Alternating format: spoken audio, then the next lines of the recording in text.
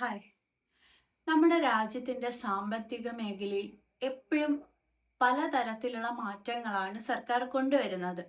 പുതിയ പുതിയ സംവിധാനങ്ങൾ നിലവിൽ കൊണ്ടുവരികയും അത് ജനങ്ങൾക്ക് ഉപകാരപ്രദമാകുന്ന രീതിയിൽ പ്രവർത്തിക്കാൻ ശ്രമിക്കുകയും ചെയ്യാറുണ്ട്. സോ അത്തരത്തിൽ ഉള്ള പുതിയൊരു അപ്ഡേറ്റ് ആണ് ഇപ്പൊ വരാനിരിക്കുന്നത്. അതായത് ഓഗസ്റ്റ് 1 മുതൽക്ക് പുതിയൊരു സംവിധാനമാണ് ധനകാര്യ മേഖലയിൽ വരാൻ പോകുന്നത്. ഇത് രാജ്യത്തുള്ള എല്ലാ ജനങ്ങൾക്കും ഒരുപോലെ തന്നെ ഉപകാരപ്രദമാകുന്ന ഒന്നാണ്. പുതിയ അപ്ഡേറ്റ് പ്രകാരം CKYC 2.0 എന്ന പുതിയ സംവിധാനമാണ് ഓഗസ്റ്റ് 1 മുതൽക്ക് നിലവിൽ വരുന്നത്. ഈ CKYC എന്ന് വെച്ച് കഴിഞ്ഞാൽ അതൊരു ഏകീകൃത KYC സംവിധാനമാണ്.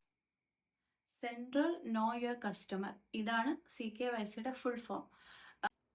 ഓൾറെഡി ഈ KYC സംവിധാനമുണ്ട്. ഇപ്പം എന്താണ് ഈ CKYC എന്നും ആളുകൾ ചിന്തിക്കുന്നുണ്ട്. ഇതൊരു ഏകീകൃത സംവിധാനമാണെന്ന് ഞാൻ പറഞ്ഞു.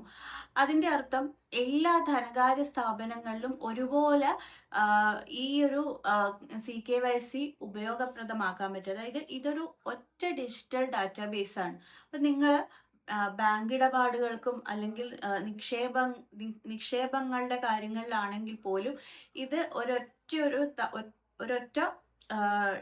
ഡാറ്റാബേസ് കൊണ്ട് തന്നെ നിങ്ങളെ ഇടപാടുകളെല്ലാം കൂടുതൽ ലളിതമായും സുതാര്യമായിട്ടും പൂർത്തിയാക്കാൻ നിങ്ങൾക്ക് സാധിക്കും. സോ ഇത് ഇത്തരത്തിലുള്ള സംവിധാനം വരുന്നത് കൊണ്ട് തന്നെ എല്ലാ തവണയും, അതായത് എല്ലാ ആവശ്യങ്ങൾക്കും KYC പൂർത്തിയാക്കുന്ന ആ ഒരു പ്രയാസം, അതായത് ഒന്നിലധികം തവണ ഇങ്ങനെ KYC ചെയ്യുന്ന ആ ഒരു പ്രയാസം ഒഴിവാക്കാൻ ഈ CKYC എന്നുള്ള സംവിധാനം വരുന്നതിലൂടെ സാധിക്കും.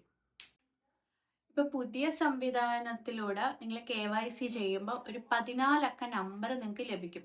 ഈ ഒരു നമ്പർ സൂക്ഷിച്ചു വെക്കുക. ഈ നമ്പർ ആയിരിക്കും നിങ്ങളെ ഭാവിയിലുള്ള എല്ലാ ആവശ്യങ്ങൾക്കും ഉപയോഗിക്കാവുന്നത്. CKYC വരുന്നതോടെ നിങ്ങൾ നേരിട്ട് ബാങ്കിൽ പോകേണ്ട ആവശ്യം വരുന്നില്ല. അതായത് ഇടപാടുകളോ അല്ലെങ്കിൽ എന്ത് ആവശ്യങ്ങളാണെങ്കിലും നിങ്ങൾക്ക് മൊബൈൽ ഫോൺ വഴി KYCയിലൂടെ നിങ്ങൾക്ക് KYC പൂർത്തിയാക്കാൻ സാധിക്കും. അതാണ് അതിൻ്റെ ഒരു ഏറ്റവും വലിയൊരു പ്രത്യേകത. സോ എങ്ങനെയാണ് നിങ്ങൾ CKYC ചെയ്യേണ്ടത്, അതെങ്ങനെയാണ് പൂർത്തിയാക്കേണ്ടത് എന്നുള്ളത് കൂടെ ഞാനൊന്ന് വിശദമായിട്ട് പറയാം.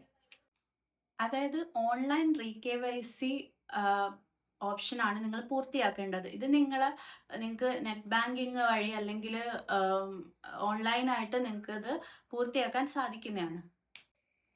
ആധാർ OTP അല്ലെങ്കിൽ ഡിജി ലോക്കർ സംവിധാനത്തിലൂടെ നിങ്ങൾക്ക് ഡോക്യുമെന്റ്സ് ഒക്കെ സബ്മിറ്റ് ചെയ്യാൻ സാധിക്കും. നിങ്ങളുടെ ബാങ്ക് അക്കൗണ്ട്, ആധാർ എന്നീ വിവരങ്ങളെല്ലാം നിങ്ങളെ മൊബൈൽ നമ്പറുമായിട്ട് ലിങ്ക് ചെയ്തിട്ടുണ്ടെങ്കിൽ നിങ്ങൾക്ക് ബാങ്കിൽ നേരിട്ട് പോകേണ്ട ആവശ്യമില്ല. എന്നാൽ ചില സാഹചര്യങ്ങളിൽ ബാങ്കിൽ നേരിട്ട് പോയി KYC അപ്ഡേറ്റ് ചെയ്യേണ്ട സിറ്റുവേഷൻ ഉണ്ടാവാറുണ്ട്. അതെന്തൊക്കെയാണെന്നുള്ളത് ജസ്റ്റ് ഞാനൊന്ന് പറയാം. അതായത് മേൽവിലാസം, പേര്, മൊബൈൽ നമ്പർ ഇതിലൊക്കെ എന്തെങ്കിലും മാറ്റം ഉണ്ടെങ്കിൽ നിങ്ങൾ നേരിട്ട് ബാങ്കിൽ പോകണം. അതുപോലെ തന്നെ ബയോമെട്രിക് അപ്ഡേറ്റ് ചെയ്യാനുണ്ടെങ്കിലും ബാങ്കിൽ പോകേണ്ട ആവശ്യമുണ്ട്. ഇതൊഴികെയുള്ള മറ്റ് ആവശ്യങ്ങൾക്കെല്ലാം നിങ്ങൾക്ക് മൊബൈൽ ഫോണിലൂടെ CKYC പൂർത്തിയാക്കാൻ സാധിക്കുന്നതാണ്.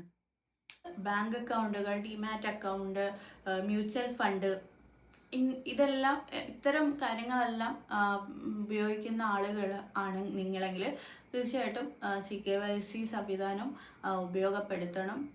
വിവരങ്ങളെല്ലാം കൃത്യമായിട്ട് അപ്ഡേറ്റ് ചെയ്തിരിക്കണം. ഇല്ലെങ്കിൽ ഇത് നിങ്ങളുടെ ബാങ്ക് അക്കൗണ്ടിനെയോ അല്ലെങ്കിൽ നിങ്ങളുടെ നിക്ഷേപങ്ങളെയൊക്കെ മോശമായിട്ട് ബാധിച്ചേക്കാം. അതുകൊണ്ട് തന്നെ ബാങ്കിൽ നിന്നോ മറ്റ് ധനകാര്യ സ്ഥാപനങ്ങളിൽ നിന്നോ നിങ്ങൾക്ക് KYC പൂർത്തിയാക്കാനുള്ള SMS ഇമെയിലോ വന്നിട്ടുണ്ടെങ്കിൽ അത് തീർച്ചയായിട്ടും ചെയ്തിരിക്കണം. ഇത് വളരെ മാൻഡേറ്ററി ആയിട്ടുള്ള ഒരു കാര്യം തന്നെയാണ്. നിങ്ങളുടെ സാമ്പത്തിക ഇടപാടുകളും അതുപോലെ തന്നെ ബാങ്ക് അക്കൗണ്ടുകൾ, മറ്റ് നിക്ഷേപങ്ങൾ ഇവയെല്ലാം വളരെ സുരക്ഷിതമായിട്ട് നിങ്ങളെ കൈവശം ഉണ്ടായിരിക്കാൻ ഇത്തരത്തിലുള്ള പുതിയ പുതിയ അപ്ഡേറ്റുകളെ കുറിച്ച് കൂടുതൽ അറിയുക. ഇപ്പോൾ CKYC വരുന്നതോടെ അക്കൗണ്ടുകൾ കൂടുതൽ സുരക്ഷിതമാവുകയാണ് ചെയ്യുന്നത്. നിങ്ങൾക്ക് ലഭിക്കുന്ന ഈ 14 അക്ക നമ്പർ അത് സേഫായിട്ട് സൂക്ഷിക്കണം. അപ്പം നിങ്ങൾ ഭാവിയിൽ എന്താവശ്യം വന്നാലും ആ 14 നമ്പറായിരിക്കും നിങ്ങൾ ഉപയോഗിക്കേണ്ടി വരുന്നത്. സോ നിങ്ങളുടെ അതായത് സാധാരണ ജനങ്ങളുടെ സാമ്പത്തിക ഇടപാടുകൾ കൂടുതൽ ലളിതമാക്കുന്നതിന് വേണ്ടിയിട്ടുള്ള സർക്കാരിൻ്റെ ഇത്തരം മാറ്റങ്ങൾ അല്ലെങ്കിൽ പ്രഖ്യാപനങ്ങൾ വളരെ നല്ലതാണ്. അപ്പം അത്തരം നിങ്ങൾ ഈ മേൽപ്പറഞ്ഞ ഇത്തരം അക്കൗണ്ടുകളൊക്കെ ഉപയോഗിക്കുന്ന ആളാണ്, നിങ്ങൾ മ്യൂച്വൽ ഫണ്ടിൽ ഇൻവെസ്റ്റ് ചെയ്തിട്ടുണ്ടോ അല്ലെങ്കിൽ ഡിമാറ്റ് അക്കൗണ്ടുകൾ ഉപയോഗിക്കുന്ന ആളാണെങ്കിലും പോലും നിങ്ങൾ ശ്രദ്ധിക്കേണ്ട കാര്യങ്ങളാണ്. ഇത്തരം പുതിയ ലേറ്റസ്റ്റ് ആയിട്ടുള്ള അപ്ഡേറ്റുകളെ കുറിച്ച് കൃത്യമായിട്ട് അറിവുണ്ടായിരിക്കുക. ഇത്തരം അപ്ഡേറ്റുകൾ നിങ്ങൾ കൃത്യമായിട്ട് പൂർത്തിയാക്കിയിട്ടില്ലെങ്കിൽ ഒരുപക്ഷെ നിങ്ങളുടെ എന്താ അക്കൗണ്ട് തന്നെ മരവിപ്പിക്കാൻ സാധ്യതയുണ്ട്. സോ അതുകൊണ്ട് തന്നെ കൂടുതൽ കെയർഫുൾ ആയിരിക്കുക. അപ്പം മറ്റ് സാമ്പത്തിക മേഖലയിലെ മറ്റ് വിശേഷങ്ങളുമായിട്ട് പിന്നെ കാണാം. അപ്പം പോയിട്ട് വരാം. ബൈ.